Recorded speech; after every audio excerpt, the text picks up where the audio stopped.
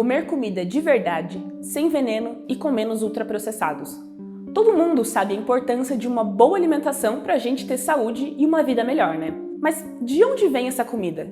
Quem produz?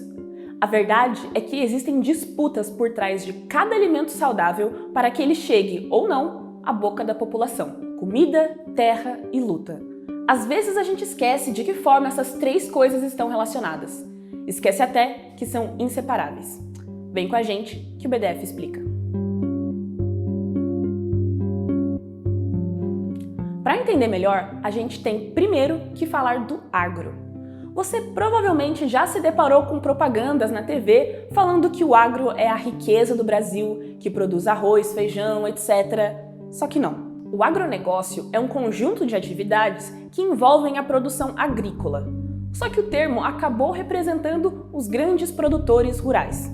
Eles dizem que produzem comida, mas o que de fato o agro gera são commodities, produtos brutos para exportação.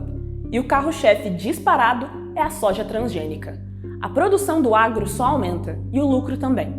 O setor já começou 2023 com lucro recorde. Só que mesmo assim, o Brasil voltou para o mapa da fome, porque essa produção e esse dinheiro não se revertem na nossa soberania alimentar. O fato é que commodity não enche barriga, mas ocupa boa parte das terras do Brasil e cada vez mais. Só para se ter uma ideia, a área usada para cultivar arroz, feijão e mandioca caiu de 25% para menos de 8% entre 1988 e 2018. Já as culturas voltadas para exportação passaram de 50% para 78% da área de cultivo no mesmo período. E esse avanço do agro acontece muitas vezes de forma ilegal e violenta. Por exemplo, você sabia que 42 políticos e seus familiares têm 96 mil hectares de fazendas sobrepostas a terras indígenas? Isso equivale à soma das áreas urbanas do Rio de Janeiro e de Belo Horizonte. É muita coisa.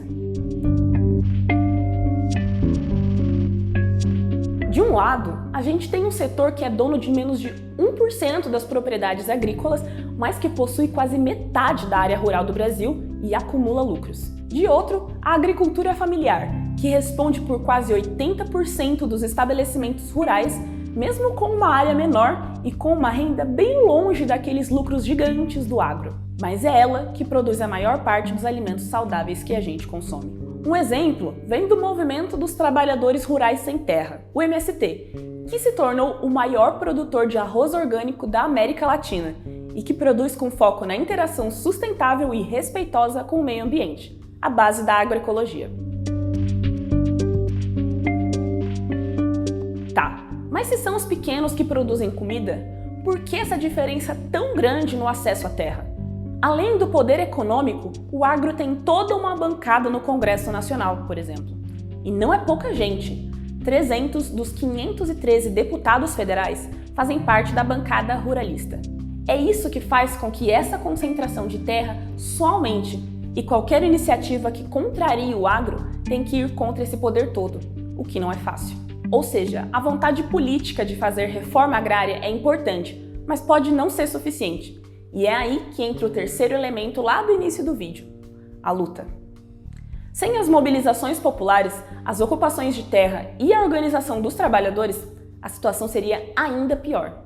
Inclusive porque muitas das áreas ocupadas são só mato servindo para especulação imobiliária. O que o MST argumenta nas ocupações que faz é que aquela terra antes não cumpria sua função social. A Constituição diz que a função social da terra é cumprida quando ela tem um aproveitamento adequado, preserva o meio ambiente e garante relações dignas de trabalho. Se algum desses pontos é desrespeitado, a Constituição prevê a desapropriação da terra para a reforma agrária. Quer dizer, quando o MST ocupa uma dessas áreas, a luta é para que se cumpra a lei. E é por isso que os movimentos ressaltam que o que fazem é ocupação, não invasão. Ah, e as terras ocupadas não são escolhidas de forma aleatória. São áreas abandonadas ou que produzem destruindo o meio ambiente ou explorando trabalhadores, muitas vezes até com trabalho análogo à escravidão.